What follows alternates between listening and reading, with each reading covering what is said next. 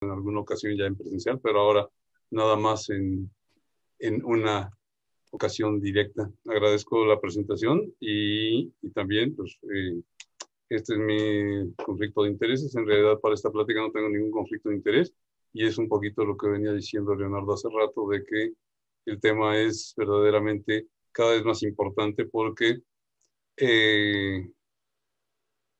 la ciencia en el área de hueso ha avanzado muchísimo y hasta hay una especialidad directa en osteología. Porque lo que vemos acá es una fractura que todos distinguimos sin mayor problema hace unos cuantos años, muchos para ser ciertos, pues nosotros sabíamos ver las radiografías y ya decíamos que tenían osteoporosis. De hecho, utilizábamos la clasificación de Zinc, que fue una clasificación muy socorrida y que en la actualidad sigue siendo utilizada, pero ya no con los fines de diagnosticar osteoporosis, ¿sí?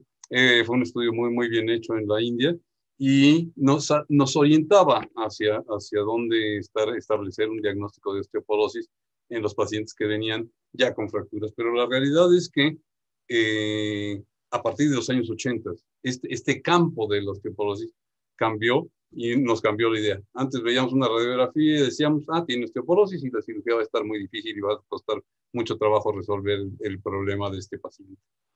En la actualidad, esto ha sido muy modificado. De entrada, sabemos que un esqueleto que se ha fracturado tiene la posibilidad de tener una siguiente fractura. Esta es una estadística de hace algunos años en el Hospital de Lomas Verdes, en donde yo me desempeñé en la jefatura del servicio de columna y hicimos un estudio en base a la frecuencia de lesiones que se veían. Y fundamentalmente lo hicimos porque Pati Clark había hecho ya un estudio con nosotros ahí y ella decía que nuestros pacientes vivían aproximadamente 6 meses después de que se hubieran fracturado las caderas. Entonces hicimos una revisión sobre las fracturas de cadera y lo que pudimos observar fue sorprendentemente que las pacientes que venían con una fractura de cadera habían tenido como primera fractura en el 20% de los casos una fractura del antebrazo distal. Y sorprendentemente, o sea, en el 10% de los casos también las pacientes ya habían tenido una fractura previa de cadera. Entonces, esto, ¿sí? No es más que saber que una vez que un paciente se ha fracturado, una paciente se ha fracturado, la posibilidad de descubrir una siguiente fractura se va a ir incrementando. Y el problema no es lo que va quedando en el futuro, porque nosotros vivimos de las fracturas. Si quisiéramos que entre más fracturas tengamos que atender, estaríamos con más capacidad de poder tener un mejor desempeño. Lógicamente que lo que implica es el estado de salud subsecuente que ha ocurrido o que ha quedado después de una fractura. Y esto es todo muy estudiado para la fractura de la cadera. Esta es una estadística de Cooper de hace muchísimos años y ya dice que desde que ha ocurrido una fractura, el paciente, en una fractura de cadera, el paciente o la paciente va a tener una discapacidad en su vida independiente, en el 80% de los casos. Y no es lo más impactante es tal vez que solamente una de cada 5, ¿sí? No llegará a ver su año posterior a la fractura, sino que estos pacientes morirán por complicaciones subsecuentes, no solo de la fractura, sino también de los estados de salud que generalmente son muy comprometidos. Hay que recordar que estos pacientes pueden tener diabetes, pueden tener hipertensión, síndrome metabólico, hiperlipidemia, muchas condiciones que hacen que el tratamiento de las fracturas sean verdaderamente más complejos y diversos. ¿Sí? No es mejor para la columna vertebral. Sabemos que cuando ha ocurrido una fractura vertebral, ¿sí? La posibilidad de seguir o tener una nueva fractura vertebral se duplica y si ya tuvimos 2 fracturas vertebrales, la cantidad de posibilidades se quintuplica para seguir teniendo una nueva fractura vertebral. Y cuando han ocurrido más de 2 fracturas, también se cuatriplica la posibilidad de tener una fractura de la cadera en estos pacientes. Entonces, lógicamente que una vez que ha ocurrido una fractura, el camino que han requerido tanto la FNECOS como el Colegio de Ortopedia, como la Academia Americana o como los grupos europeos, es una vez que haya ocurrido una fractura, hay que enfocarnos a prevenir que no ocurra una nueva fractura. Para diagnosticar osteoporosis en la actualidad ya no necesitamos una radiografía, necesitamos estudios mucho más avanzados y que cada vez están mejor calificados. Y la base fundamental del diagnóstico sí lo hace la densitometría ósea. No es un estudio perfecto, pero hay que saber conocer qué es lo que vemos en la densidad mineral ósea del paciente. No solamente se llama ver el cuadrito este que vemos acá, en donde vemos un semaforito que dice verde, amarillo y rojo, y si estamos a la fase amarilla, es que estamos en la época de empezar a prevenir. Si estamos en la línea, por abajo de la línea roja, quiere decir que estamos en peligro de fractura y que ese paciente debe tener un tratamiento. Pero tenemos que aprender a ver, ¿sí? Tanto la imagen, que aunque dice aquí que la imagen no es para el diagnóstico, claro que no es para el diagnóstico. Las cifras nos van a compensar con eso, pero tenemos que saber ver lo que estamos viendo en la imagen para poder interpretar adecuadamente lo que estamos teniendo en los valores de aquí. Y ciertamente el valor importante para la columna vertebral es la medición completa entre L1 y L4, ¿sí? Que lógicamente tiene que estar por arriba del gramo por centímetro cuadrado. Y pues en este caso, como pueden ver, está en 918, está un poco por abajo y la califica en menos 1.2 desviaciones estándar, ¿sí? En el T-score, que el T-score representa la cantidad que ha perdido de hueso entre cuando tuvo su mejor esqueleto a los 20 años aproximadamente y en el sitio en donde se encuentra en este momento. Esta paciente en este tiempo ha perdido aproximadamente el 12% de su masa ósea. Es una mujer que tiene 51 años de edad y que tuvo su menopausia a los 47 años. Y que ahora pues es una condición que nos dice que está en osteopenia, que es un término que ya no se utiliza tanto porque las compañías de seguros no la aceptan como una enfermedad y entonces se habla de una disminución de la masa ósea. Y esta disminución de la masa ósea, ¿sí? Está cayendo en la zona de prevención y es donde deberemos de buscar iniciar algún tratamiento, ¿sí? Para la edad actual, que es el Z-score, ¿sí? Es cuánto está la paciente en menor valor o en mayor valor conforme a la población media de su edad. Y aquí sabemos que la paciente está en el 96% y que en realidad solo ha perdido un 0.3% en la relación directa de la gente de su edad.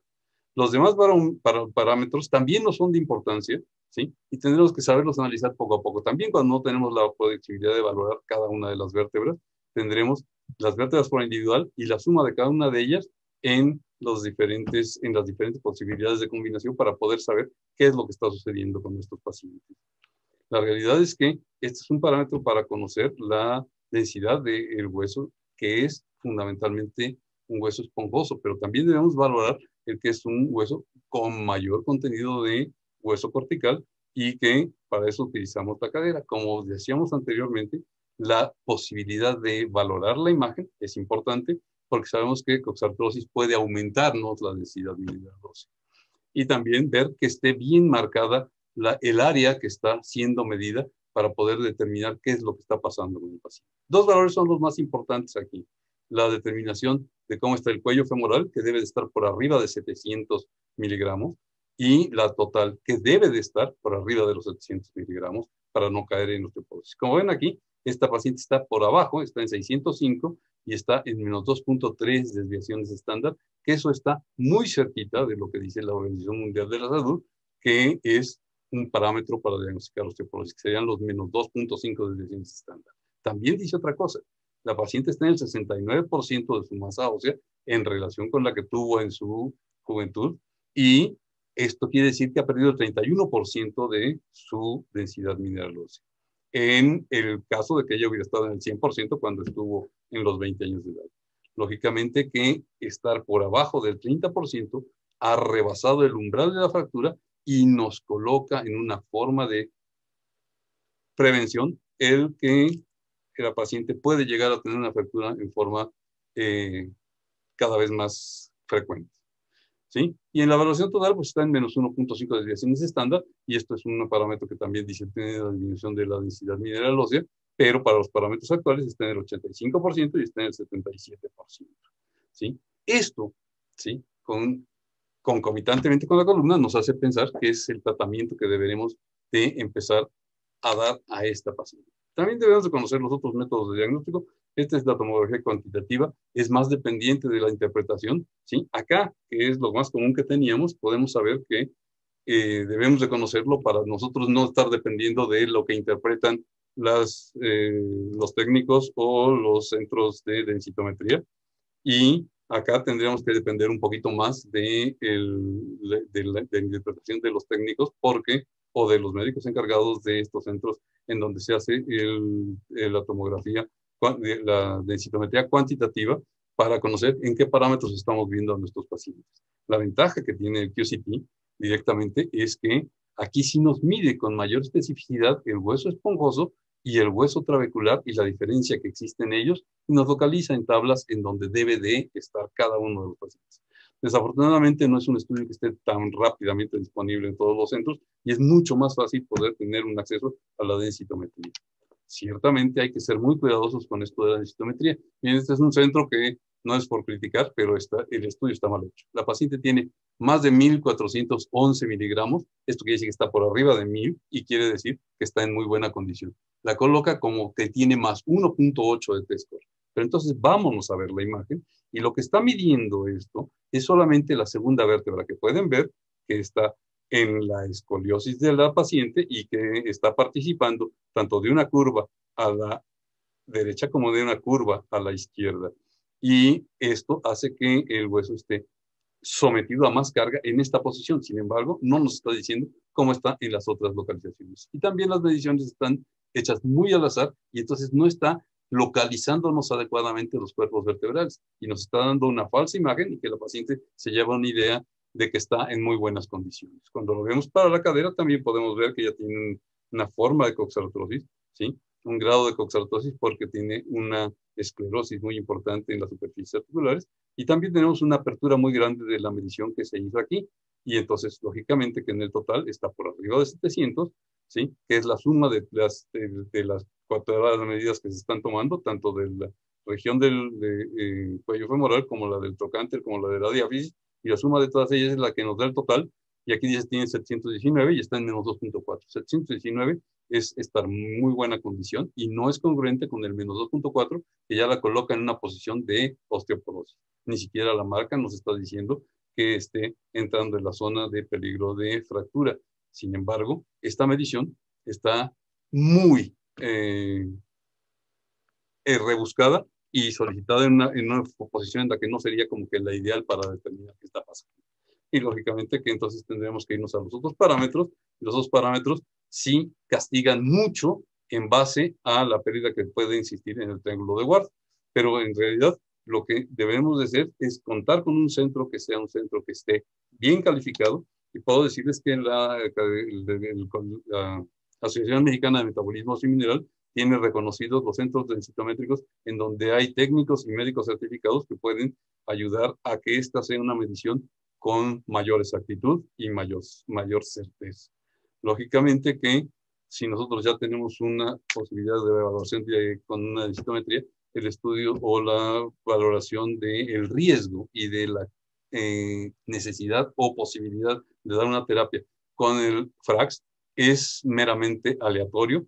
Y entonces también esto es una forma de poder llegar a tener una determinación de qué pacientes requieren y qué pacientes no requieren de un tratamiento en base a que se le da un puntaje a los factores de riesgo y los factores de riesgo sumados nos van a dar una posibilidad de una fractura osteoporótica en los próximos 10 años o de una fractura de cadera en los próximos 10 años.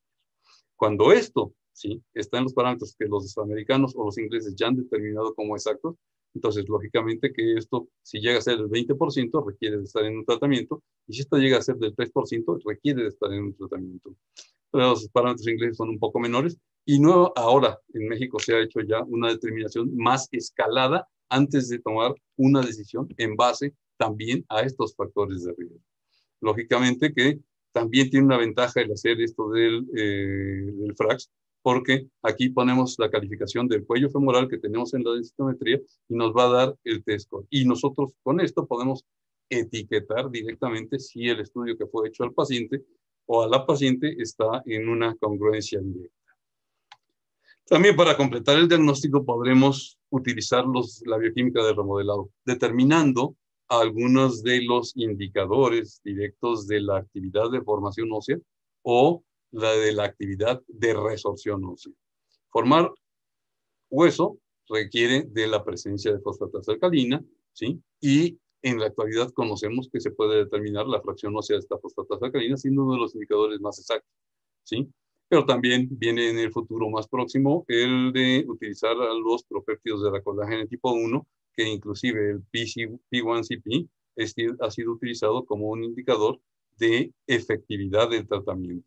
Muchas cosas vienen en el futuro para esto de bioquímica del remodelado del hueso. Y en cuanto a los determinantes de la resorción, pues tal vez los más avanzados sí son los terapéptidos de colágeno tipo 1, en donde el CTX, que es el carboxilo terminal, se puede determinar en sangre y en orina, y con este también poder conocer cómo está actuando la resorción en la balanza del trabajo de las unidades multicelulares de hueso. En realidad, esto no nos va a dar ninguna forma de diagnóstico, pero sí nos puede dar un buen seguimiento de la terapéutica y de la aceptación del paciente hacia las diferentes terapias en las que nosotros estemos manejando a nuestros pacientes. ¿Y qué es lo que va a suceder con la bioquímica del remodelado? Que cuando nosotros utilicemos un elemento formador, como sería aquí en este caso la teriparatida, pues vamos a tener una mejoría en la formación de hueso, medida por el P1NP, y que va a ser seguida por una actividad del terapéptido amino terminal para marcar como marcador de la resorción. Y lo que se ve en esto es que cuando aquí empieza a aumentar la formación, ¿sí?, el desequilibrio abre una ventana terapéutica. Después de que la resorción, el osteoclasto, nota o distingue que el osteoblasto disparó el metabolismo, entonces empareja, y pueden ver que es una línea que es muy similar entre la formación y la resorción, después de que se creó la ventana terapéutica. Pero esta ventana terapéutica va a permitir la formación de hueso. Y en cambio, con los antirresortivos, cualquiera de ellos, el ejemplo más importante siempre se ha tomado con el alendronato. En el momento que disminuimos la resorción, pues la formación también se disminuye y la ventana terapéutica es muy chiquita, ¿sí? Hay menos resorción y hay menos remodelamiento óseo, y esto también va a llevar a un aumento de la densidad mineral ósea. Y entonces tendremos que pensar en dónde vamos a dar nuestros tratamientos. Los tratamientos deben de empezar con la vida del esqueleto. Y en la actualidad, muchos de los pediatras y de los ortopedistas pediatras ya mencionan que la osteoporosis es una enfermedad del crecimiento y que necesita verse desde los inicios de la vida para tener un mejor pico de la masa ósea. Y lógicamente que tal vez no necesite medicamentos, pero necesita una buena nutrición, necesita un buen programa de carga del esqueleto en base a ejercicio, necesita una adecuada exposición a la luz solar con una adecuada aporte de vitamina D, que puede ser fundamentalmente por la dieta, y si no fuera así necesario, pues entonces tendría que ser apoyado con algún tipo de terapéutica. Todos los que somos ya un poco más grandecitos sabemos que el aceite de hígado de ricino era una de las medicinas o de las cuestiones dietéticas que nos daban nuestros padres, y que era tan desagradable que por eso ya nadie lo quiso dar para sus siguientes generaciones. Y lógicamente que ahora sabemos que tenemos deficiencias de vitamina D en mucha de nuestra población, y a pesar de que seamos un país que tiene una exposición adecuada a la luz solar. Después de que ha subido el pico de la masa ósea, que ya estamos en la edad adulta, pues hay que tratar de mantener este pico de la masa ósea y la calidad de este hueso en base a disminuir los factores de riesgo. Y no olvidar que lo que dijimos es necesario hacer el ejercicio, tener una buena dieta adecuada en calcio y vitamina D, y también tener un aporte de ejercicio, calcio, vitamina D y de exposición a la luz solar.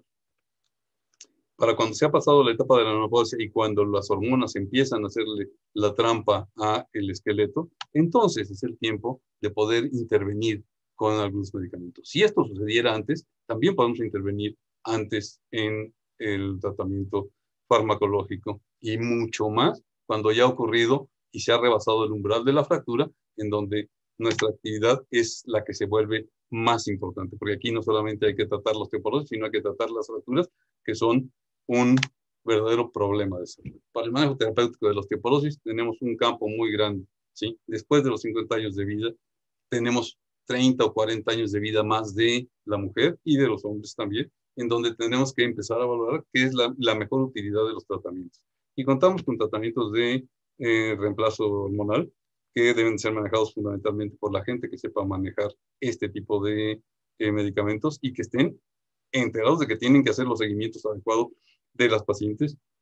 De todos modos, los tratamientos son por corto tiempo, ¿sí? Ahora se utilizan menos de años de tratamiento y mucho menos dosis de los medicamentos necesarios para el reemplazo hormonal.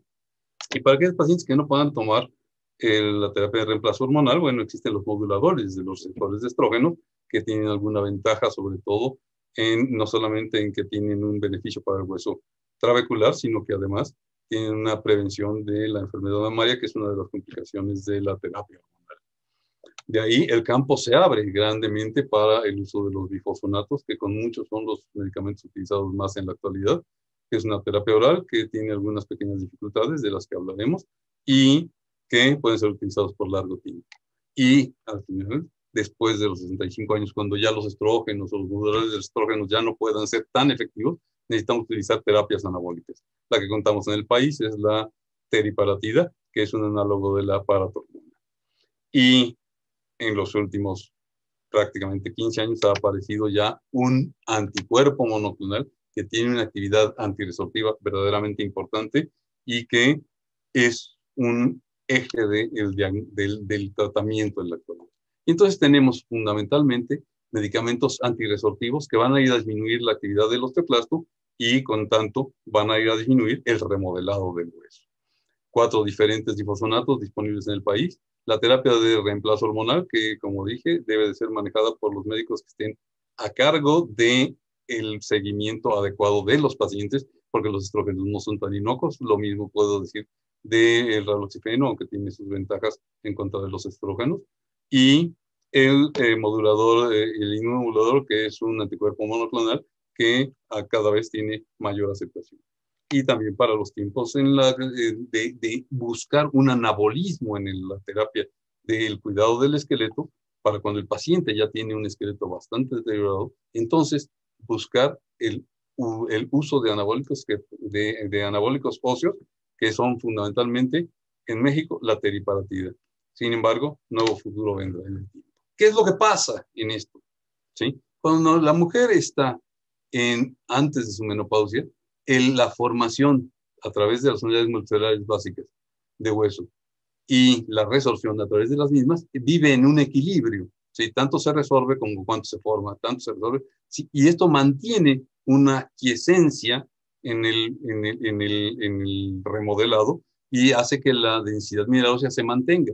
Cuando empieza la menopausia, aumenta las unidades resortoras de hueso y hace que estas unidades formadoras de hueso no puedan alcanzar a nivelar el tiempo, y si se sigue dando esa situación en la menopausia tardía, pues entonces vendrá la pérdida de cantidad y calidad de trabéculas óseas y que se va a hablar entonces de un remodelamiento perturbado que ocurre en los primeros años y que se va a reflejar con la disminución de la densidad mineral ósea y que llegará a un estado de quiesencia. Cuando nos damos un tratamiento, cuando el tratamiento es temprano, lo que podemos hacer es disminuir la resorción y permitir que esta siga, que la formación siga actuando, y entonces esto mantendrá un equilibrio, ¿sí? Y cuando ya es muy tardío, entonces ya llegó a una nueva estado de quiesencia el remodelado y ya a una pérdida establecida. Cuando nosotros queremos hacer un buen tratamiento, debemos de buscar uno que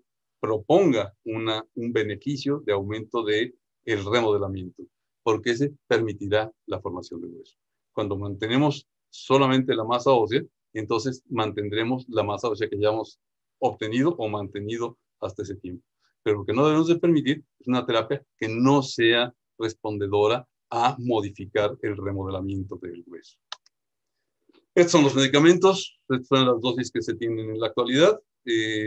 Tienen medicamentos bifosfonatos que son orales y bifosfonatos que son intravenosos, y lo que se conoce en la actualidad es que se deben de manejar por 3 a 5 años, siempre y cuando se mantenga un bajo riesgo de fractura. Podrá prolongarse el tiempo de ellos, pero debe de ser muy bien vigilado todo este tiempo. El denosumab es una inyección cada 6 meses, la teriparatida es una inyección diaria por 2 años, y el raloxifeno son 60 miligramos, y todavía no sabemos, es vía oral, y no sabemos qué tiempo es el que deberemos de manejar todos ellos. Este lleva 10 años, este lleva 2 años, y se está buscando que tenga mayor tiempo de aplicación, y este también lleva aproximadamente 10 años de seguimiento en su camino. Y directamente, bueno, todas las terapias que nosotros podamos dar a nuestros pacientes deben de ir acompañadas de calcio y de vitamina D, que son medicamentos que previenen la osteoporosis, que mantienen el esqueleto y la masa ósea y que no tienen ninguna verdadera contraindicación, como lo tienen los difosfonatos, en donde sabemos que disfagia, otonecrosis de la mandíbula o las fracturas subtrocantéricas han sido mencionados como posibilidades de lesión. La hormona paratiroidea, que tiene fundamentalmente mínimas complicaciones, pero que tiene el riesgo de osteosarcoma, por lo que no debe utilizarse en pacientes que tengan antecedentes de cáncer óseo. ¿Sí? El reemplazo hormonal, fundamentalmente, hay que saber que tiene asociado el cáncer de mama y el tromboembolismo venoso mismo, que tiene el riesgo aumentado para el raloxifeno. Calcitonina ya no se utiliza en la actualidad para el tratamiento de la osteoporosis, y el denosumab también ya tiene algunas advertencias en cuanto a la osteonecrosis de la mandíbula y fundamentalmente el eczema, que es una complicación infecciosa que ocurre en la piel. En el futuro inmediato lo que tenemos es nuevos formadores de hueso que están por entrar al país y que tendrán alguna verdadera indicación y posibilidad de manejo, y sobre todo en el campo ortopédico. Cuando nosotros nos vamos a la bibliografía, directamente entendemos que es buscar cómo poderlos correlacionar.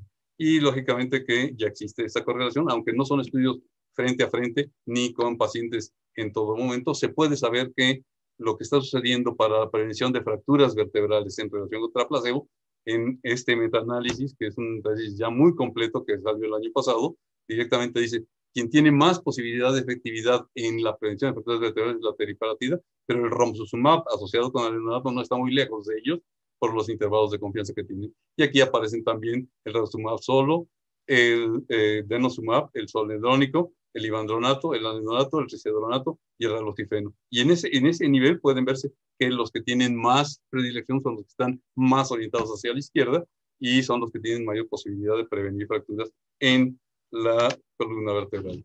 Cuando lo vemos para la cadera, pues no está muy alejado de lo que se estaba viendo, aunque cambia un poquito el balance. Podemos saber que el romosozumab solo no está tan efectivo, y sabíamos ya desde antes que el raloxifeno no era como que el mejor medicamento para prevenir una fractura en la región de la cadera.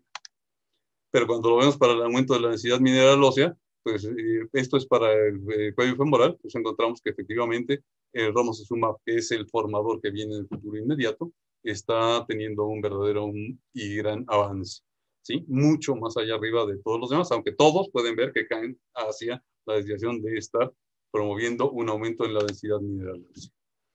Para terminar, solo quiero hacer una observación en cuanto a la utilidad de esta teriparatida en el manejo de la curación de las fracturas, porque se ha buscado que esto sea una posibilidad y ya apareció este año directamente una revisión de una metaanálisis de cómo se puede ver esto, y se sabe perfectamente que lo que dice todo esto ha sido fundamentalmente estudiado para pacientes ancianos con osteoporosis, y los datos publicados hacen saber que los análogos de la paratormona mejoran el resultado funcional de los pacientes, pero no mejoran la tasa de fracturas ni el dolor en los diferentes tipos de fracturas en los que han sido estudiados y han sido manejados. La evidencia de estos análogos no se conoce que pueda suceder para pacientes jóvenes y que no sean osteoporóticos.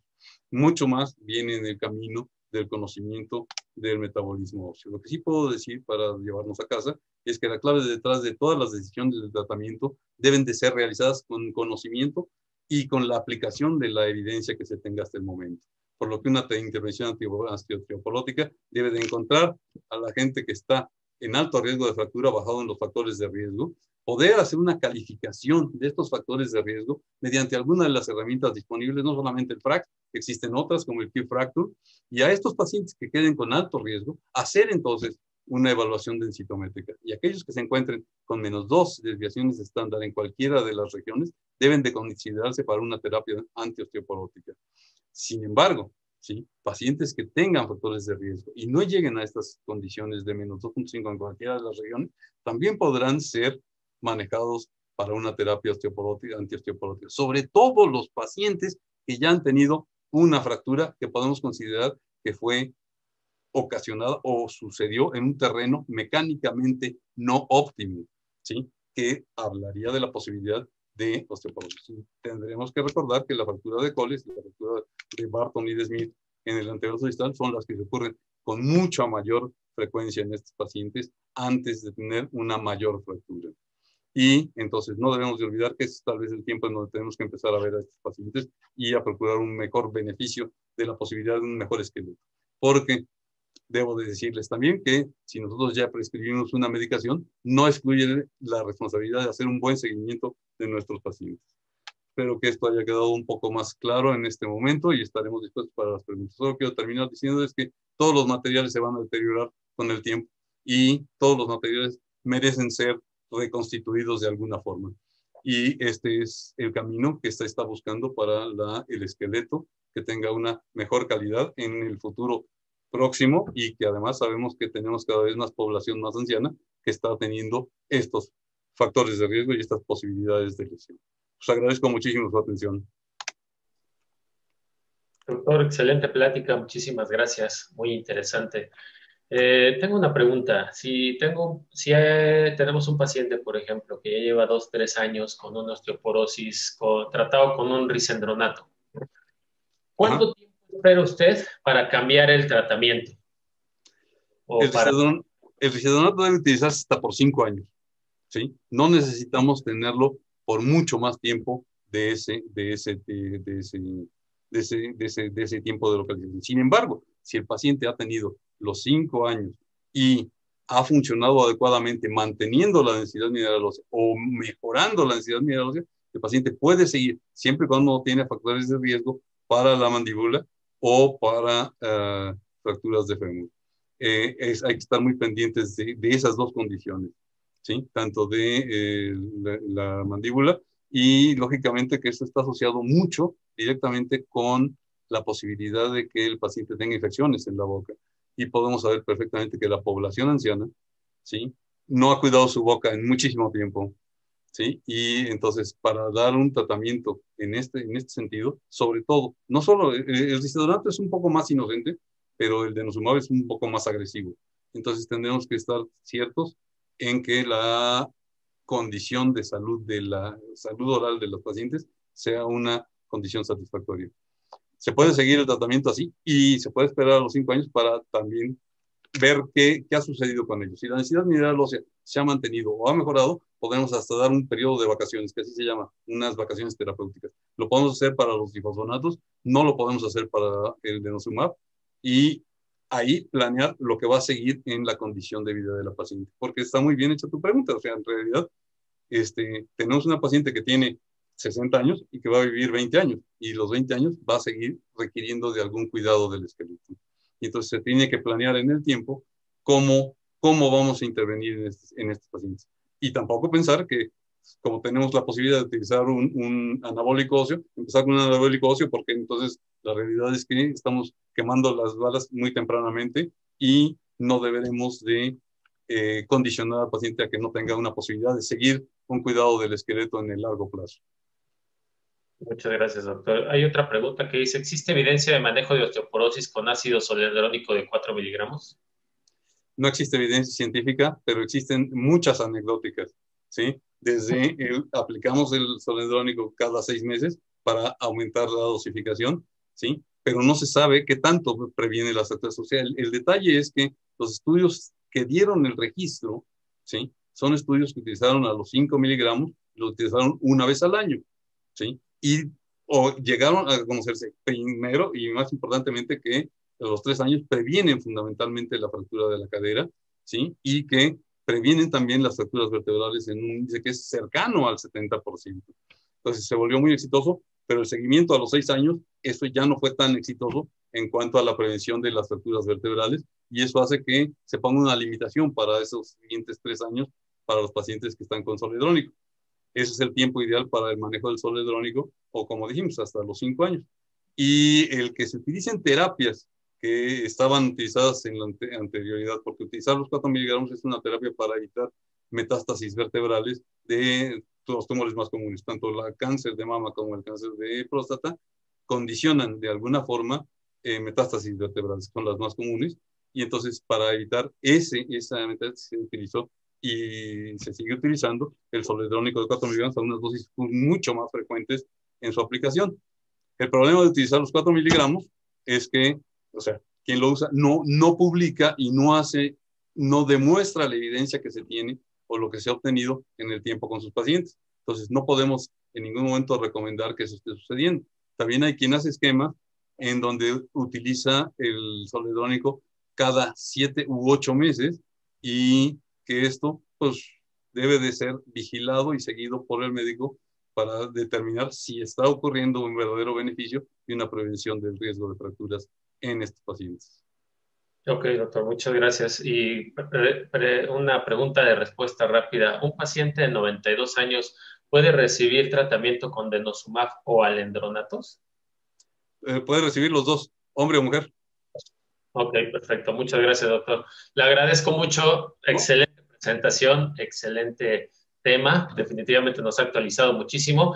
A continuación tenemos a nuestro presidente del colegio, el doctor Alfredo Ortega Quirós, su especialista en cirugía de columna, pero en el día de hoy nos va a hablar de fracturas de cadera. Alejandro Alfredo, adelante, Alfredo, por favor. Gracias, Marco. Buenas noches. Buenas noches otra vez a todos. Pues bueno, me tocó revisar hoy el tema de fracturas de cadera por osteoporosis. Y bueno, vamos a empezar. Una fractura de cadera es una experiencia traumática inesperada que afecta al individuo física y emocionalmente. Quise empezar con esto porque muchas veces no nos volteamos a ver qué tipo de paciente es el que tenemos enfrente. Es un individuo que tiene algunas otras enfermedades, es un individuo que está no en su mejor estado general y bueno, tenemos que voltear a ver que es un ser humano que está a veces en desventaja o está en una circunstancia no óptima. Las fracturas de cadera son problemas de salud mundial y bueno, en el año 2000 se reportaron 1.6 millones de fracturas de cadera y se estima que en el año 2050 haya 4.5 millones de fracturas de cadera. La cadera es una zona, es una región que tiene las complicaciones más serias, ya lo comentó el doctor Cisneros, que bueno, generalmente deja discapacidad en un alto porcentaje, es más frecuente en mujeres, eso lo sabemos ya. La tasa de mortalidad es de 20 a 40% al año, y de estos, el 52% es en los primeros 3 meses y el 72.5% en los primeros 6 meses. Esto nos dice que antes del primer año son las complicaciones o la tasa de mortalidad más alta. En un estudio en España, en Málaga, determinaron que la distribución estacional de las fracturas de cadera presenta aumento en octubre y disminución en febrero.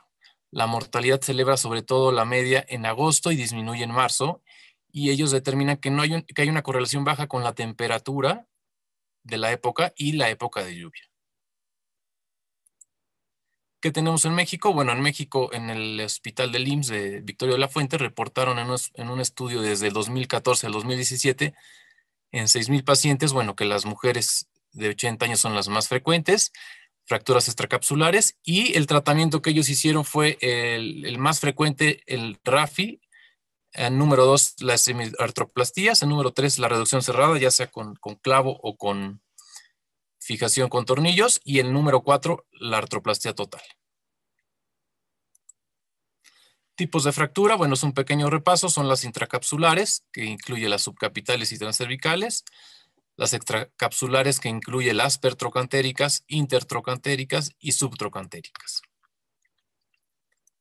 Vamos a hablar un poco de las intracapsulares. Esta es la clasificación de AO. La clasificación clásica o la que tenemos más frecuentemente es la de Garden, que esta es la 1, la incompleta. La 2 es la completa no desplazada. La número 3 es la que tiene un desplazamiento menor al 50%, y la 4 un desplazamiento mayor al 50%. ¿Cómo se tratan estas fracturas? Bueno, las intercapsulares no desplazadas es la que muchas veces se puede comentar en las guías internacionales, que puede tratarse conservadoramente, pero bueno, ya en la actualidad cada vez se tratan conservadoramente menos frecuentemente. Osteosíntesis es un tratamiento frecuente, pero tiene un índice de no unión del 5 al 30%. osteonecrosis del 10 al 45%. El reemplazo de cadera se puede hacer una hemiartroplastía unipolar o bipolar. Puede ser también de doble movilidad o un reemplazo total de cadera. Cabe mencionar que en Estados Unidos ya el tratamiento de elección pues ya es el reemplazo total de cadera por el tipo de nivel socioeconómico. Las indicaciones para una artroplastía, bueno, pues que sea una edad avanzada por la osteoporosis, una osteoartritis previa, las fracturas desplazadas por clasificación Gardner 3 y 4. Y bueno, la artroplastía tiene mejores resultados en pacientes mayores de 65 años. Vamos a hablar ahora de las fracturas extracapsulares. Son el 50% de las fracturas extracapsulares las de pacientes en edad avanzada, el 50%. El 50 al 60% de estas fracturas son inestables y es más común por la densidad mineral ósea baja. También las hace inestables la conminución de la pared posteromedial y la tasa de falla de éxito es del 8 al 50% por trazos inestables. Las complicaciones generales son del 22 al 50% y una mortalidad del 15 al 20%. Aquí podemos ver la clasificación de AO, que tiene que ver con el trazo y con los fragmentos. ¿Cuáles son los objetivos del tratamiento? Bueno, restaurar la movilidad es muy importante. Hay que buscar la técnica menos traumática posible, buscar que no tenga la técnica un apoyo restringido, evitar complicaciones médicas, minimizar la falla de mecánica del implante y los tipos de osteosíntesis, pues es el DHS y el PFN principalmente y la artroplastía. La osteosíntesis, bueno, algunos puntos a considerar es la osteosíntesis con DHS es la tasa alta de complicaciones y de mortalidad, mayor hemorragia, la incidencia del cut-out o del desanclaje en un 4 al 20%. También puede darse el desplazamiento en varo, un colapso de la fractura, que esto se observa un acortamiento de la extremidad y no permite el apoyo completo. Otro de los puntos a considerar, el del PFN, bueno, es una técnica menos invasiva, menos sangrado, menos tiempo quirúrgico, tiene brazo corto de palanca y da una estabilidad mayor biomecánica. Tiene un diseño antirrotacional también.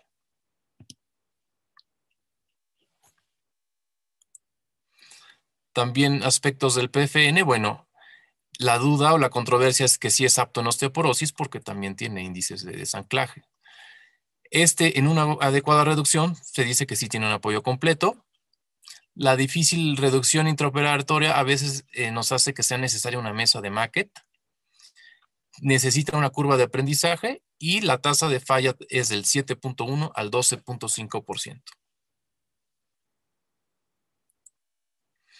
La artroplastía en fracturas extracapsulares. Bueno, el tratamiento es controversial porque digamos que las guías clásicas pues generalmente apuntan hacia la osteosíntesis, pero bueno, ya la actualidad ha sido que se está cada vez usando más la artroplastía con resultados satisfactorios. Puede ser una hemiartroplastía o una artroplastía total, como ya lo había dicho. Indicaciones sería artritis reumatoide, fracturas patológicas, osteoporosis severa, una no unión o una osteoartritis previa postraumática. La artroplastía también es un tratamiento efectivo en fracturas inestables o con osteoporosis severa.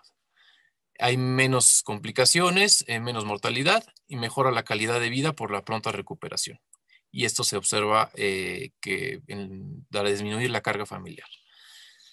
También se puede usar vástago largo en caso de una fractura larga y puede ser cementada, no cementada, dependiendo del tipo de fémur.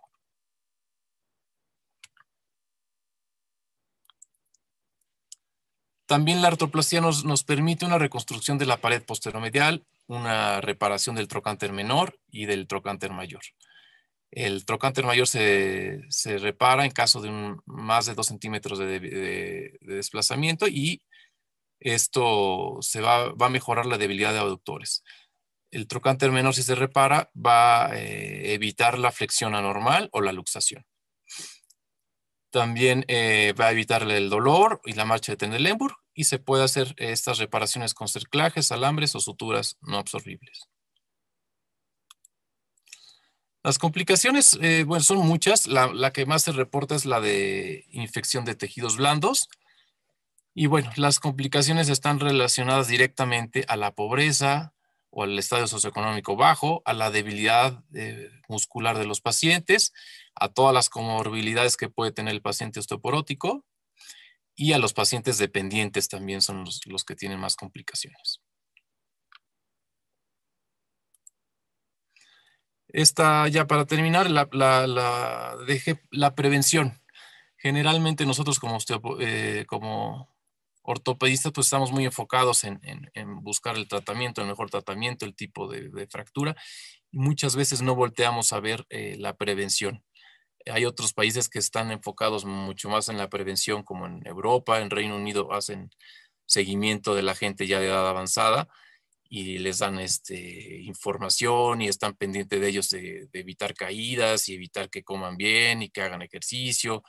Y bueno, yo creo que en México tenemos que mejorar la prevención, estar más enfocados en la prevención.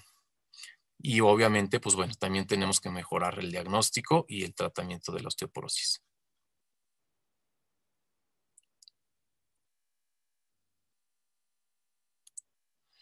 Eso es todo. Muchas gracias. Muchas gracias, Alfredito. Excelente plática. Tenemos una pregunta de la audiencia. El doctor Enrique Flores pregunta, ¿qué opinas sobre la utilización de osteosíntesis con aumentación para el tratamiento de fractura de cadera? No, yo no tengo experiencia en eso, la realidad. No sé si alguien más del panel tenga experiencia. ¿Alguno de los doctores? Bueno, contesto una partita, o sea, deseable es que no se necesite utilizar el cemento para ninguna de las fracturas, sean las vertebrales o sean las de cadera. Sería ideal que no se necesitara utilizar un cemento porque finalmente el cemento hace siguientes interfaces, hace interfase cemento interfase cemento-hueso, interfase cemento-implante, ¿sí? Y estas dobles interfaces condicionan muchas de las fallas que ocurren en estas lesiones de la cadera. Entonces, idealmente, pues uno pensaría que no se necesita la aumentación o buscaría que no se necesitara la aumentación, pero la realidad es que en un paciente osteoporótico, tanto en la columna como en la cadera, la aumentación es una necesidad. Ok, perfecto, doctor. Muchas gracias. ¿Alguien más desea contestar? No, bueno. Te agradezco mucho, Alfredo, la plática. Muchas gracias. Excelente ponencia. A continuación, el doctor Jorge Cabrera Escamilla nos va a hablar sobre fracturas de columna. Él es ortopedista egresado del Hospital Magdalena de las Salinas con una subespecialidad en columna y actualmente es médico adscrito a este servicio. Bienvenido, doctor. Buenas noches. Adelante, por favor. Hola, muchas gracias. Antes que nada, pues Alfredo, muchas gracias por aceptar este tema. Gracias, Federico. Gracias, Leo. Gracias, Alfredo, por aceptar la invitación y poder participar todos juntos en este tema que, como bien dicen, para el ortopedista es muy importante. No solamente el tratamiento de las fracturas por osteoporosis, sino también la prevención de este tipo de fracturas. Bueno, pues vamos a empezar. Vamos a platicar sobre las fracturas de columna por osteoporosis. Las fracturas de columna, como nosotros sabemos, es prácticamente una cascada, un avance en la vida. Prácticamente desde los 40 años van decayendo la calidad ósea y principalmente en la columna. Si bien aquí en esta imagen vemos a una mujer, es porque es lo más frecuente que vemos, la mujer la que más lo padece. Prácticamente desde que empieza con la menopausia, ya sea quirúrgica o natural, alguna cirugía con oforectomía, falta de reemplazo hormonal, la ingesta de alcohol, de tabaco, si son diabéticas, el café, en fin, una serie de factores que influyen para que los pacientes tengan osteoporosis y con esto pues una complicación cada vez mayor. Platicábamos también sobre la fractura de columna cuando se presenta por primera vez, hay hasta un 50% de posibilidades que se presente una segunda fractura, sobre todo en la columna. Y si hay una segunda fractura, llega hasta un 80% de posibilidades que haya una tercera fractura. En estos pacientes principalmente es el dolor. Nosotros sabemos que si para presentar una fractura en cualquier paciente a cualquier edad, una fractura de columna, habitualmente se requiere un mecanismo de alta energía. Aquí, en los pacientes con osteoporosis, es un mecanismo de muy baja energía, lo cual también traduce a que la lesión neurológica sea menos frecuente, afortunadamente. Pero si no se trata adecuadamente, el mismo acuñamiento, la deformidad, la migración de los fragmentos pueden provocar desde una radiculopatía hasta una lesión medular completa. Y generalmente la radiculopatía lo vemos en las fracturas dorsales con dolor irradiado hacia el semitórax, uni o bilateral, y que en ocasiones se llegan a confundir en otro tipo de patologías como una colecistitis y terminan siendo operados con una colecistectomía que no era necesario, sino que el problema viene de una fractura en columna. Entonces, el diagnóstico oportuno en estos pacientes también es muy importante. Y bueno, ya una vez diagnosticado la fractura, pues podemos tener diferentes tipos de tratamientos, principalmente iniciando con el tratamiento conservador, con AINES, con opiáceos ligeros, suaves, relajante muscular, reposo y un corsé de Jewett. ¿Por qué un corsé de Jewett? Generalmente a esta edad, pacientes mayores de 60 años van a tener una intolerancia a usar un corsé toracolumbar, doble ensamble, polipropileno, lo cual va a forzar la postura, no lo van a usar, van a tener mayor dolor y van a acabar con un sifos postraumático. Este tipo de tratamientos lo llevamos entre 2 a 6 semanas. Si en ese tiempo logramos disminuir el dolor que sea tolerable y progresivamente va disminuyendo el dolor, podemos continuar con un tratamiento conservador. Pero ¿qué pasa en aquellos pacientes que pasan más de 6 semanas, incluso meses, que siguen con el dolor? Pues una, que la fractura sigue, que hay una pseudoartrosis o inclusive una necrosis del hueso, lo cual va a requerir de un tratamiento más agresivo. Anteriormente, ustedes recordarán los tratamientos para columna envejecida o columna osteoporóticas, eran instrumentaciones largas para evitar el pull-out, el aflojamiento de los tornillos, lo cual hacía que en este tipo de pacientes que habitualmente tienen diabetes, hipertensión, cardiopatías, obesidad, tiempos prolongados, etcétera, muchas complicaciones o comorbilidades hacen que este tipo de cirugía sea más riesgosa. El tipo de anestesia, la anestesia general, hace que haya un déficit de oxigenación neurológica central. Son pacientes que habitualmente no les va muy bien con cirugías grandes. Entonces se fueron diseñando, se fueron creando otro tipo de cirugías para hacerlo menos agresivos. Este tipo de imágenes son las que llegamos a ver en la consulta. Ya lo decía Federico, encontramos una osteoporosis que, aunque no es una densitometría, sabemos que hay osteoporosis, pero ojo, si a este paciente le hacen una densitometría y se van midiendo hacia la parte posterior, hacia las facetas, vamos a ver que hay una esclerosis. Entonces, esa densitometría, va a arrojar falsos negativos, va a arrojar datos que no son reales. Me ha tocado desgraciadamente ver en algunos laboratorios que pacientes con instrumentaciones de columna los reportan pues normales, ¿no? Por la densidad del material óseo. E incluso en densitometrías de 3 regiones me ha tocado ver caderas posoperadas con prótesis que en esa le hacen el estudio de densitometría, lo cual pues obviamente es un error. En este tipo de pacientes que vemos esta imagen, que vemos una lesión en L2, una lesión en L4 y una en L5, pues el paciente tiene mucho dolor. ¿Y qué vamos a hacer? Vamos a operar todas, las 3 son agudas, vamos a cementar toda la columna lumbar, ¿o qué hacemos? A diferencia de las fracturas por alta energía en paciente joven, en este tipo de pacientes sí es necesaria en muchas de las veces hacer una resonancia magnética. ¿Por qué? Porque nos va a orientar a saber si son fracturas antiguas, si son fracturas agudas y si son agudas, cuál tratar. Aquí vemos los estudios y como verán, la fractura de L2 es una fractura antigua, ya consolidada y con más ojo clínico en la imagen de tomografía podemos inclusive ver un puente óseo, un osteofito en la región anterior. Habla ya de una osificación, de una consolidación, si bien es mala, pero ya está estable esa columna, a diferencia de la fractura del L4 que se ve completamente aguda y parte de lesión en L5. ¿Qué tipos de tratamientos tenemos? Vertebroplastía, cifoplastía, estentoplastía. ¿Cuál es la diferencia y cuál puede ser la mejor en estos casos? Bueno, pues vamos a hablar más o menos de cada una de ellas. Para empezar, bueno, la osteoporosis produce un dolor secundario por compresión vertebral.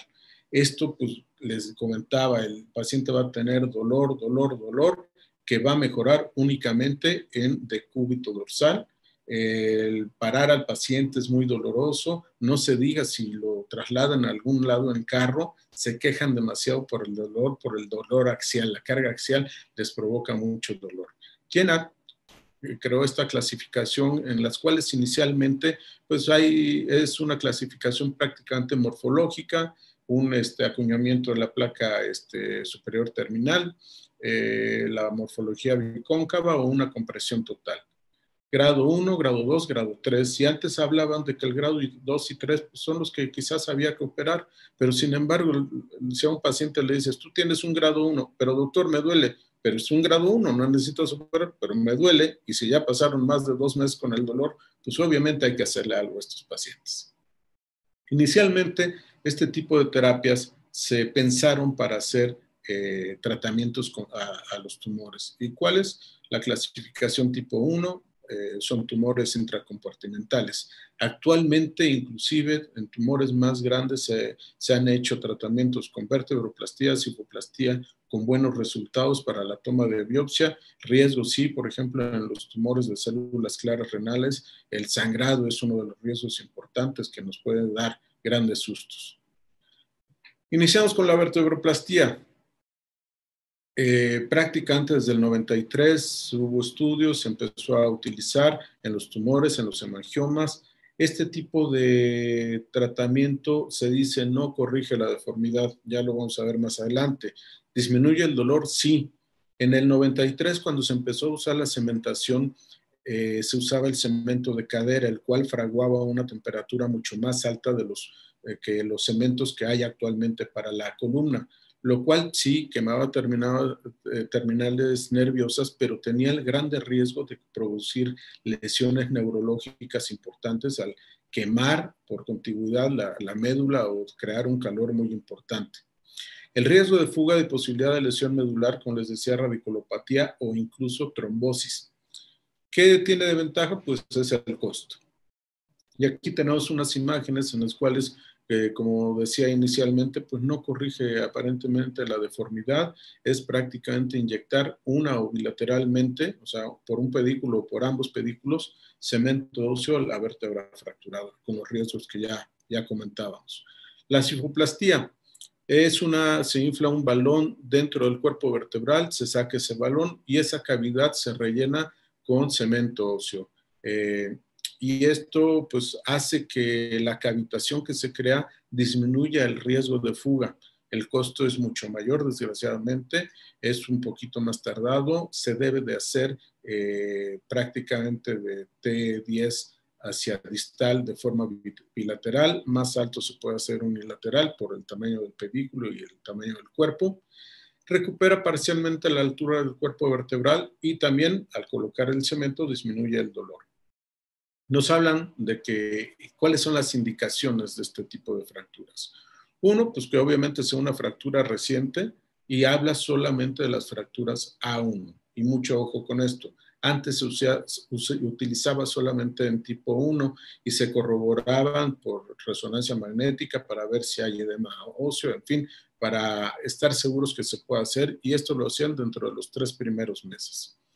Se indicaba también en la falla del tratamiento conservador de 2 a 6 semanas. Las contraindicaciones, fracturas estallidos en la clasificación de Auspein, A3, A4 actualmente, lesiones por flexodistracciones tipo B o tipo C, alguna contraindicación médica como sangrado, desórdenes de sangrado, infecciones o alergia al cemento óseo. Las diferencias entre la vertebroplastía y la cifoplastía, pues la cifoplastía corrige de mejor forma la deformidad.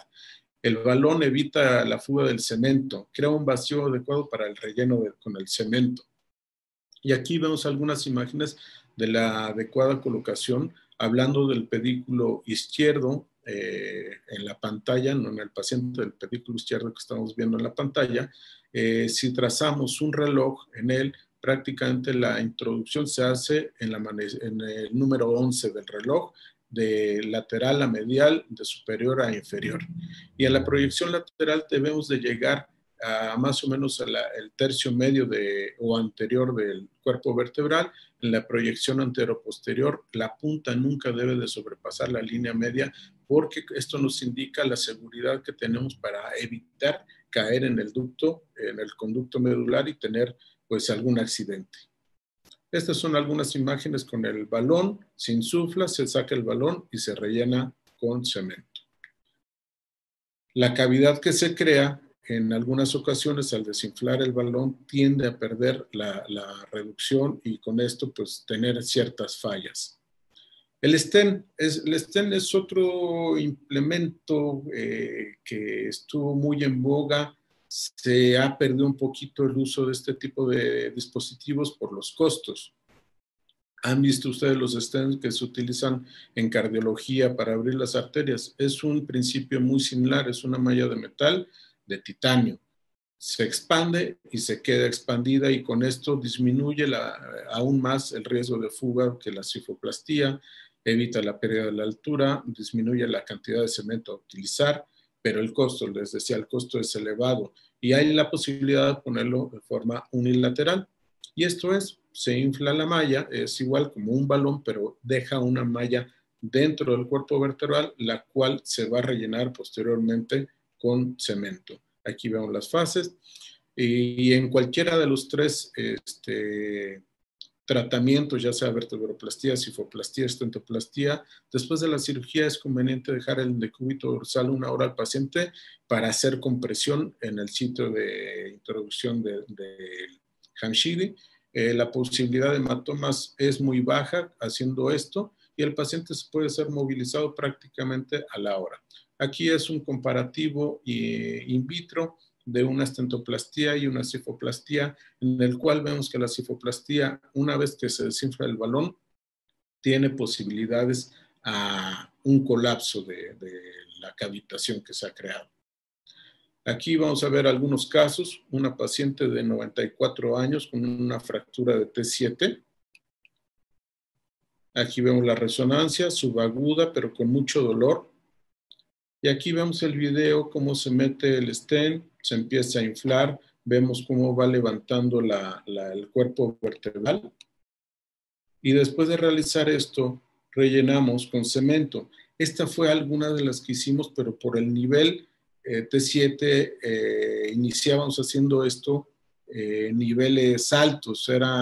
La indicación era que se hiciera de T7 hacia abajo y esta era T7, tenía un cierto temor y tuvimos fuga. Si se fijan, afortunadamente la fuga fue sobre el ligamento longitudinal anterior, no tuvimos mayor complicación, no tuvimos ningún evento adverso afortunadamente, solo el susto de ver la fuga.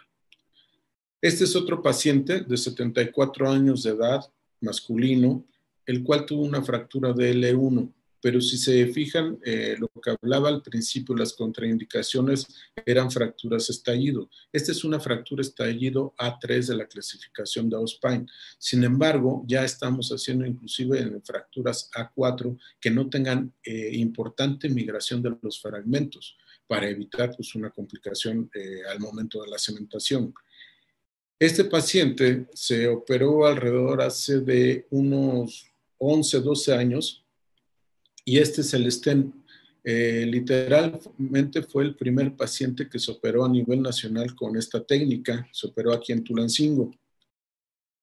Y este es el resultado de cómo quedó. Si verán, uno de los balones infló más que el otro. Sin embargo, la estabilidad que le dio la literal ausencia del dolor al día siguiente, el paciente estaba muy contento y esta fue la primera que se hizo de forma bilateral. Aquí vemos las heridas que se hacen, realmente son muy pequeñas.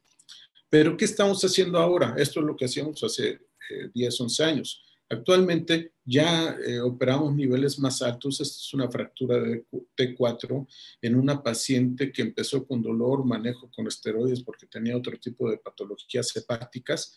Tuvo una fractura de T4 por compresión. Ahí se ve el acuñamiento. Vean las líneas rojas como nos marcan el marcado sifos que había y obviamente el dolor importante. A esta paciente se le hizo tomografía para corroborar la lesión. No le hicimos una resonancia magnética, en primer lugar, porque era evidente dónde teníamos la lesión. No había dudas que fuera esa. Y en segundo lugar, en la imagen de la derecha podrán ver en la parte anterior que tiene un marcapasos, lo cual nos impedía hacer una resonancia magnética. Esta paciente, como les decía, ya no uso tanto estentoplastía, ya no uso tanto cifoplastía, sino solo vertebroplastía. Vean la corrección de las líneas rojas en el pre y vean solamente con la posición en hiperextensión de la paciente sin hacerle aún ningún tratamiento, cómo corrige el sifos y prácticamente se levanta la fractura. En la imagen de la derecha vemos ya la cánula colocada entrando ya el cemento al cuerpo vertebral y en la proyección anterior-posterior es lo que le mencionaba. La punta no debe de sobrepasar la línea media para tener la seguridad que tener adecuadamente bien colocada nuestra guía. Este tipo de cirugías de la vertebroplastía actualmente las hago unilateral, no en ninguno de los casos la hago bilateral y con la técnica que hacemos con un cemento más líquido sí tiene mayor riesgo efectivamente, pero vamos controlando cada pulso que metemos de cemento, lo vamos controlando con rayos X para evitar que tengamos una fuga. Y de forma unilateral podemos desplazar el cemento a todo el cuerpo vertebral. Vean cómo se rellenó hasta de más la vértebra. ¿Y por qué digo hasta de más? Porque tiene los riesgos que al tener una vértebra ahora más dura, tengamos una fractura adyacente a la vertebroplastía y generalmente la vértebra superior es la que puede tener una fractura. Y aquí vemos en el corte axial el relleno completo de la vértebra. Esta es otra paciente, 81 años de edad, una fractura por osteoporosis en una instrumentación que tenía ya 11 años que la habíamos operado, se fracturó a ese nivel, tenía lesión medular incompleta por la fractura de los tornillos, retiramos los tornillos a ese nivel y colocamos unos tornillos 3 niveles hacia arriba, pero tornillos, vean, son unos tornillos canulados, fenestrados, que se les puede colocar cemento óseo a través del tornillo, lo cual hace una mejor presa, nos evita obviamente el pull out y la falla de este tipo de sistemas. Y además a esta paciente se le dio tratamiento con teriparatida y con prolia también, obviamente calcio y vitamina D. Regresamos a nuestro paciente, el paciente inicial, fractura de L2 no reciente, fractura de L4 y L5 recientes. Y prácticamente está calentito, ahorita me ven todavía con pijama porque pues vamos saliendo. Y aquí está el resultado. Yo digo que no hay cirugía profiláctica para esto.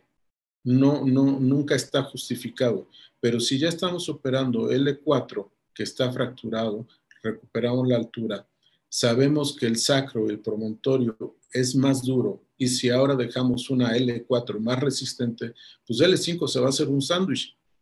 ¿En qué tiempo? Puede ser en 10 días, puede ser en un año, pero seguramente se va a colapsar. Entonces decidí aplicar cemento óseo también a esa vértebra que tenía mínimo daño, que realmente no era la causa del dolor, pero con esto trato de asegurar que no tengamos una nueva cirugía a futuro. Como conclusiones, ¿cuál es la diferencia? Pues obviamente con estas técnicas una menor estancia hospitalaria, disminuir la mortalidad, disminuir los costos y la recuperación más rápida. ¿Y por qué? Pues para evitar este tipo de cirugías, una fractura de L2 con una instrumentación larga que pues muy a futuro pudiera tener el riesgo de un pull out no podemos dar una lordosis tan adecuada a este tipo de pacientes porque al momento de forzar podemos tener el pull-out, una fractura de los pedículos o simplemente perder la presa de estos pacientes. Como dato extra, nosotros cuando operamos un paciente de forma ortopédica, lo instrumentamos, cuando va a ser una cirugía programada, siempre es importante pedir una densitometría ósea y en el caso que así lo requiera, darle un tratamiento adecuado antes de poder hacer una cirugía. Muchas gracias. Doctor, muchas gracias por su presentación, excelente presentación también, excelente ponencia. No sé si alguien tenga alguna pregunta relacionada a esta plática.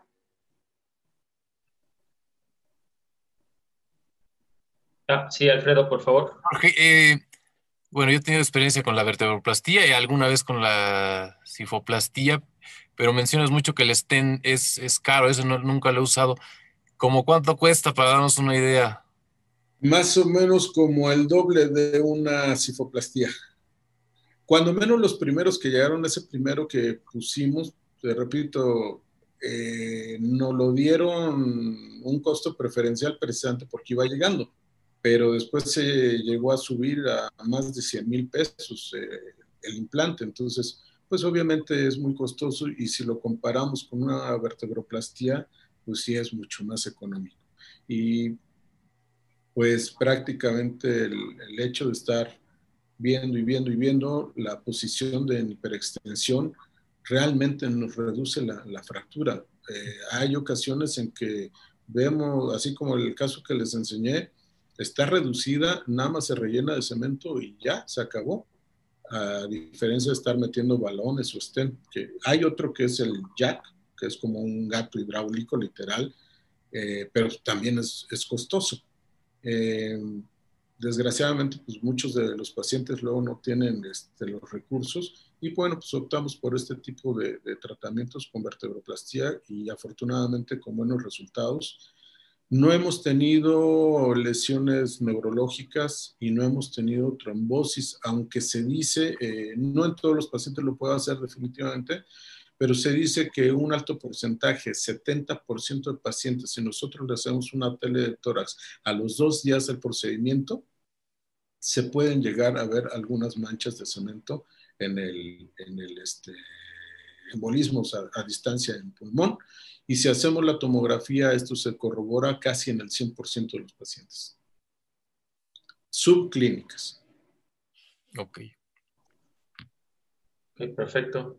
Creo que hasta ahorita no tenemos alguna otra pregunta. Vámonos con la última presentación a cargo de nuestro presidente de la FEMECOT, el doctor Leonardo López Almejo. Amigo, muchas gracias por estar aquí. Va a platicarnos un poco sobre fracturas de muñeca. Adelante, por favor, Leonardo. Muchas gracias, buenas noches a todos. Los saludo con mucho gusto y gracias por la oportunidad de poder compartir un poquito y hablar de fracturas de radio distal y osteoporosis. Realmente ha sido muy nutritivo el conocer los puntos de vista y toda la experiencia que han vertido nuestros profesores. Ahora quisiera compartir un poquito y decir que la fractura de radio distal pues nos ha acompañado desde que el ser humano existe, ¿no? Y que se ha documentado desde algunos tiempos atrás con las primeras inmovilizaciones hasta tener ahora las fracturas anatómicas. Y más porque, ¿por qué la importancia de esta fractura? Porque es una fractura de un espectro muy amplio, que puede ir desde fracturas muy simples hasta fracturas muy complejas, y que es la fractura más frecuente en el ser humano, tanto en la edad infantil, en la vida productiva, y qué decir de nuestros adultos mayores, que en ellos podríamos partir todo un libro, todo un congreso muy aparte, de hablar de lesiones de bajo impacto hasta aquellas por alto impacto o actividades complejas que llegan a tener, y poder generarnos fracturas de este tipo de nivel, que aún con todos los conceptos, la anatomía y los criterios que podamos utilizar, ¿sí?, nos puedan estar afectando un poco más. A ver, perdón, creo que se dejó de compartir.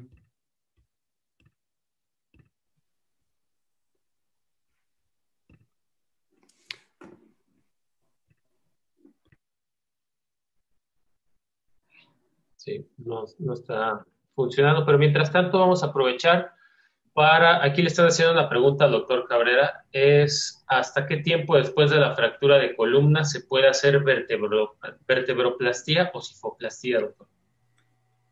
Bueno, realmente el tiempo, lo que hemos visto es que no es tanto parámetro, es más bien la clínica del paciente. Si el paciente tiene dolor, hay algo que ha empezado a investigar más, que es la necrosis de ósea a nivel vertebral, lo cual va a producir dolor y lo mismo la pseudoartrosis. Entonces pueden pasar 6 meses y el paciente sigue con dolor y aún es indicado hacer una resonancia y si es positivo, pues hacer una vertebroplastía o cifoplastía. En estos casos, mejor vertebroplastía para, para simplemente quitar el dolor, ya no corregir la altura.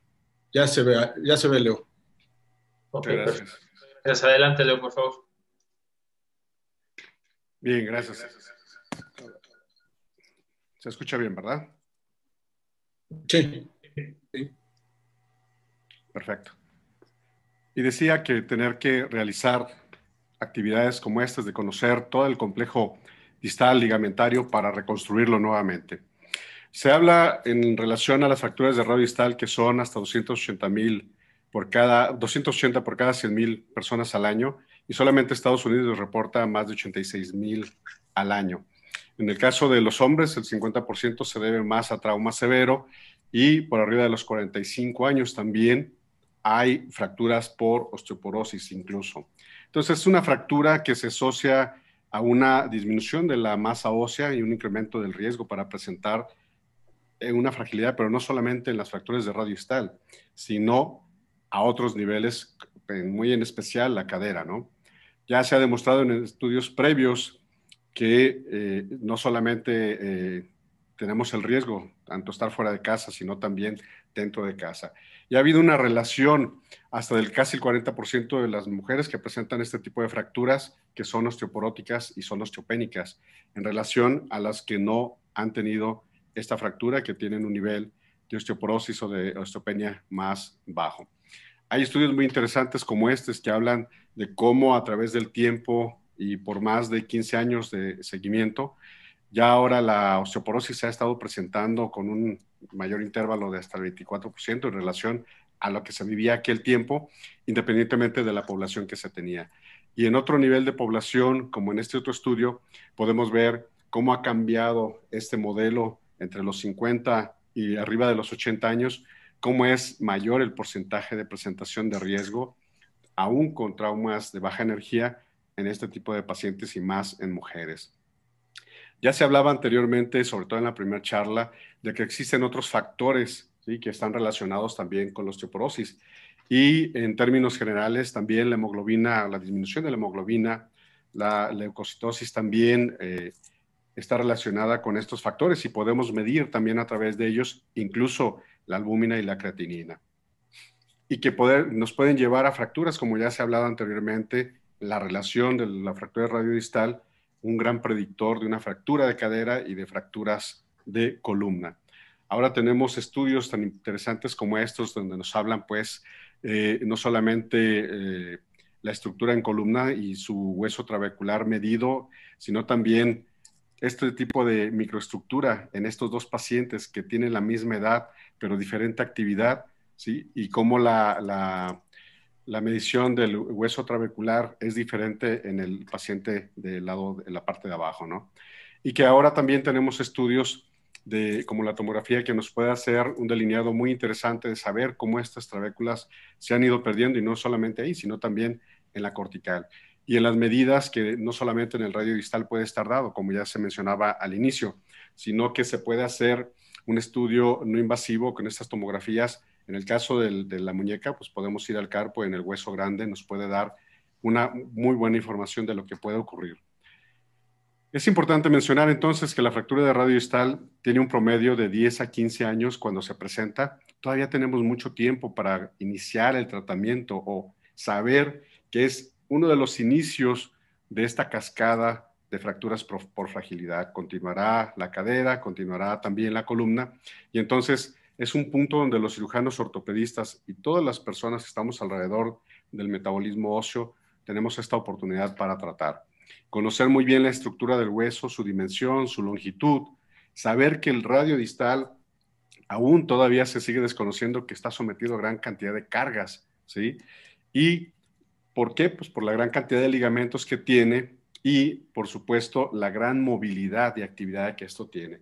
De acuerdo a la diferencia, a las diferentes fosas que este mantiene, solo el radio distal mantiene dos fosas, el escafoides y del semilunar, y que ambos, en relación con el carpo, tienen una gran movilidad y, por lo tanto, se centrará una gran cantidad de cargas a ese nivel. Y debemos de conocer entonces los arcos que están formados en nuestro radio distal, que pueden soportar estas cargas y transmitirlos a las diferentes columnas a través de estos arcos, ¿sí? A las diferentes partes diaficiarias. Entonces, conocer este punto será importante porque este tipo de nivel de trabeculación va disminuyendo y se va perdiendo también, ¿sí? Hay un efecto también de reabsorción. Conocer en nuestro entorno, si nosotros hacemos un corte coronal como lo vemos acá, entonces podremos ver este nivel de surco que llega a tener y estas crestas que también van perdiéndose con esa capacidad de soportar estas cargas. Pero no solamente está sometido a un efecto de carga, sino también de tensión y de distracción por la inserción de los diferentes ligamentos que de ahí se originan y que también nos puede dar a entender claramente cuál es el proceso a través del cual una fractura se puede generar. Y por eso hay una gran cantidad de clasificaciones. Sin embargo, tenemos que conocer como ortopedistas el mecanismo de lesión que se generó, qué fuerzas actuaron, hacia dónde fue la mano, en qué posición estaba al momento del impacto. Y esto nos podrá hacer entender cuáles las fuerzas de transmisión y que nos puede llevar a una fractura desde lo simple hasta lo complejo. Lo que es importante es que debemos, a diferencia de un pensamiento de ponle un yeso y que vaya a casa, es una señora mayor, ya no tiene gran actividad, pues decir que nuestros adultos mayores tienen una gran actividad aún siendo personas de 70, 80 años, se mueven mucho en casa, no paran, ¿sí? Y lo ideal sería restablecer lo más anatómicamente posible esa longitud. Dejar un acortamiento nos conllevará a una muñeca débil, rígida, y dolorosa. Es importante entonces saber los parámetros radiológicos en esa varianza cubital y esa inclinación volar del radio distal. Y voy a enfocarme principalmente a dos de los tratamientos que utilizamos con mayor frecuencia, ¿no? El fijador externo, ¿sí? O las placas de volares que ahora tenemos. Y saber que, bueno, es una gran herramienta el fijador externo, sin embargo, creo que todo mundo podría levantar la mano aquí y decir, contestar esta pregunta. ¿A quién no se le ha colapsado una fractura de radio distal después de retirar un fijador externo? Y eso es porque quizás solamente pensamos en el punto de la osteosíntesis, pensamos en el acomodo de los fragmentos, de cómo podría ir mejor, pero al momento de retirar esa distracción, generalmente se lleva un colapso y eso ya está demostrado. El hablar de los clavos únicamente como tratamiento lo voy a obviar porque no entran dentro de este manejo del radio distal. Y cuando hablamos de las fracturas a este nivel, ¿sí? Y siempre viene el tema de qué será mejor, la placa volar o el fijador. Ya hay estudios que muestran que a corto plazo la placa sigue siendo mucho mejor, a largo plazo parece ser que van muy de la mano, no hay una gran diferencia significativa, según se comenta. Lo que sí es muy importante es saber entender la biomecánica del radio distal y con cuál herramienta en osteosíntesis podemos nosotros mejorar. Pero creo que lejos de saber si pongo una placa o solamente un fijador o si le pongo un yeso, ¿hacia dónde debe de ir mi tratamiento?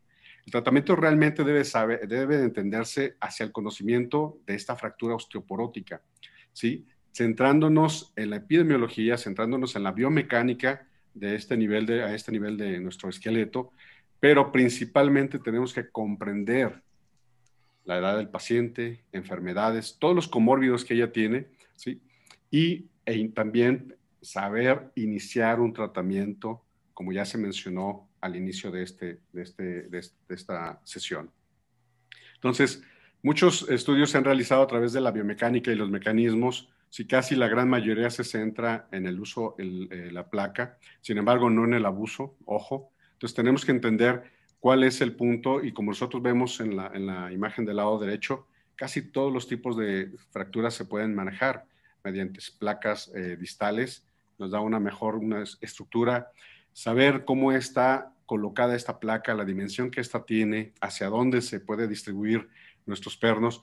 Ahora con la novedad de las placas tipo LSP o placas anatómicas con anclaje de nuestro perno, que nos puede dar un soporte mayor, ¿sí? Y hay una gran variedad de ellas que pueden ayudarnos, buscarlas que lleven un perfil más bajo, saber dónde está la estructura y la dirección de nuestros pernos, hacia dónde los vamos a dirigir, de acuerdo a la necesidad que tenemos con cada paciente, poder ubicar previamente un análisis de dónde voy a colocar mis pernos, ¿sí? Entender los materiales de los cuales están hechos las placas. Ahora, con mayor prontitud, las placas de titanio son las que se les ha encontrado un mayor balance a este nivel.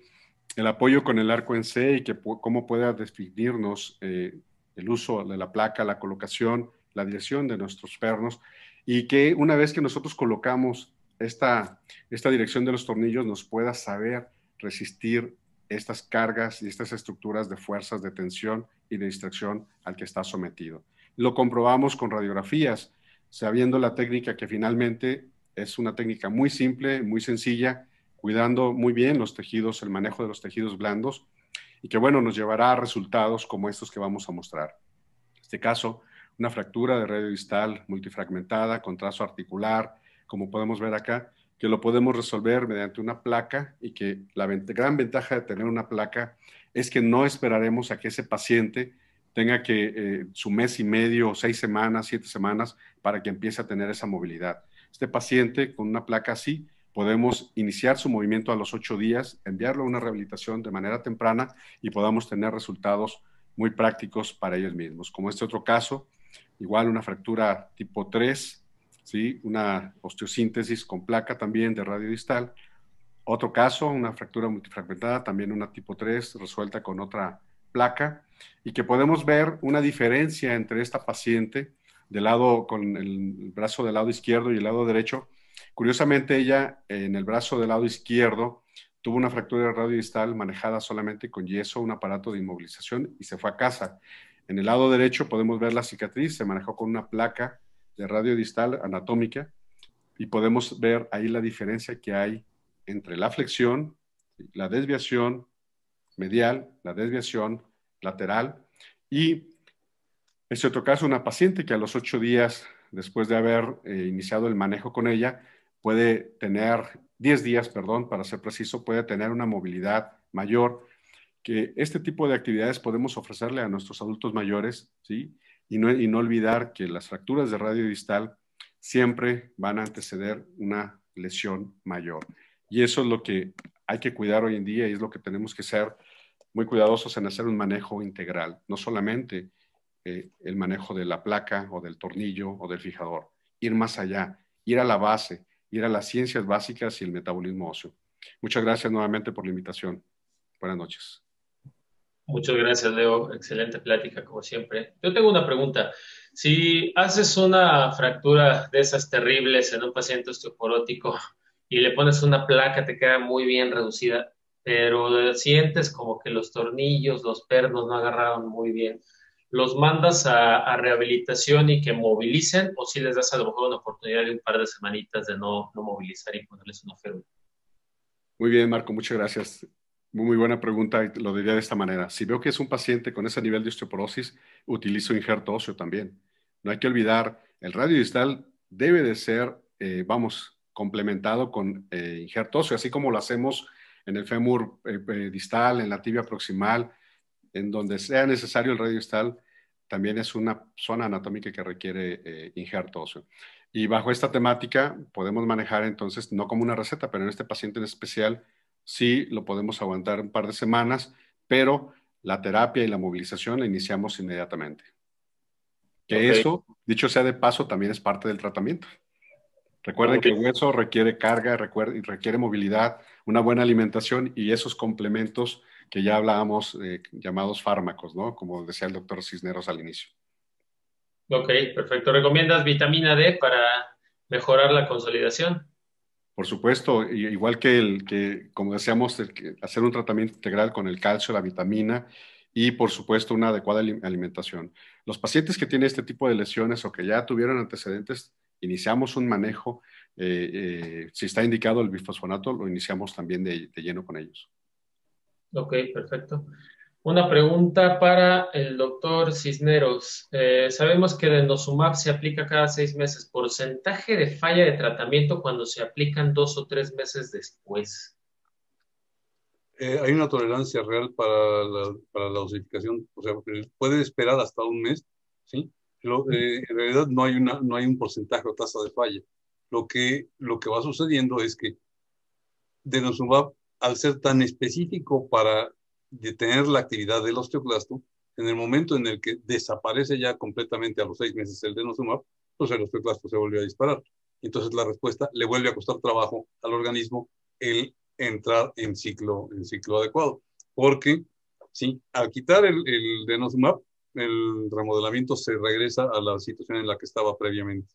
Y eso es por lo cual en la actualidad ya se sabe que no, o sea, no se debe de dar un periodo de descanso o de vacaciones terapéuticas a los pacientes con denosumab, porque lo que habían ganado o lo que mantuvieron efectivamente se va a perder, se va a perder de inmediato. Ok, perfecto. Bueno, de inmediato son 6 meses. Federico, una pregunta. Una pregunta para Federico. Hay algunos artículos, inclusive con pacientes con menos de 5 desviaciones estándar, que han practicado el uso de Prolia y de teriparatide. ¿Tú qué opinas si tienes experiencia usando los dos fármacos? Sí, hay un estudio muy grande que se hizo precisamente para hablar la efectividad del tratamiento conjunto de un anticonceptivo con un formador de hueso. Y lógicamente que es más efectivo. De hecho, se hizo también el estudio secuencial. Utilizar primero un formador y después un anticonceptivo. En este tenor es usar la teriparatida y después utilizar el denosumab. Y se hizo también a la inversa, utilizar el denosumab y después la teriparatida. Y se hizo el conjunto. El que mejor efecto tiene siempre es el tratamiento conjunto en pacientes que tienen una osteoporosis muy severa, ¿sí? Que tienen edad avanzada y que ya no es la primera fractura, es muy conveniente el poder empezar con una terapia de esa índole, utilizar los dos medicamentos en conjunto. Desafortunadamente es una terapia cara, ¿sí? Y entonces hay que tener más especificidad y seguimiento de esos pacientes. Y después de que terminan del combo, que así se llama, entonces seguirse con un antirresortivo. Fundamentalmente, tal vez quedarse con el denosumab por más tiempo. Cuando se quita el denosumab, tal vez la terapia que puede ser ideal, ¿sí? No se tiene todavía, se está investigando eso, pero la que tiene más futuro hacia allá es el utilizar el zoledrónico después del denosumab. Ok, gracias.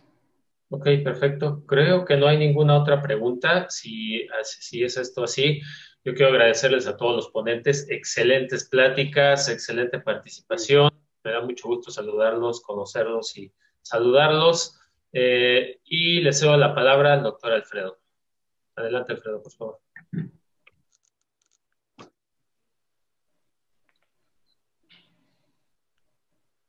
Estás silenciado. Perdón. Buenas noches. Gracias, Marco, por coordinar la sesión. Te agradezco mucho. Bueno, voy a pasar a darle las gracias a nuestros ponentes. Doctor Federico Cisneros, gracias por todo el conocimiento que tiene en el tema. La verdad es que es bastante amplio. Le agradezco bastante. Jorge, pues aparte de tu participación, bueno, te agradezco que me ayudaste a coordinar esta sesión y hubo mucha iniciativa de tu parte. Y bueno, el doctor Leonardo, pues es un gusto que estés con nosotros aquí y eres bienvenido en Pachuca como siempre. Gracias, un abrazo por favor a todo el colegio. Y gracias al doctor Jorge y al doctor Federico por su ayuda. Marco, gracias por la coordinación. Un placer como siempre. Muchas gracias a ti. Gracias a todos. Pues bueno, nada más vamos a comentar algunos puntos, pero básicamente es el del Congreso Regional que tenemos ya programado para julio. La noticia es que sí se va a realizar de manera virtual y lo vamos a hacer en coordinación con el Colegio de Morelia. Vamos a fusionar las dos zonas, la zona centro, que es la nuestra, y la zona occidente, y vamos a hacer un congreso compartido para evitar saturarnos de tantos congresos y más bien sumar y juntar fuerzas de los dos colegios. Más adelante les daremos ya la información, pero ya estamos cocinando todo para el bien de nuestro colegio y de FEMECOT. Agradezco mucho su participación de todos y les deseo buenas noches, les mando un abrazo y nos vemos pronto. Muchas gracias, buenas noches. Buenas noches a todos. Muy buenas noches. Y muchas gracias a todos ustedes también. Muy buenas pláticas. Gracias, doctor.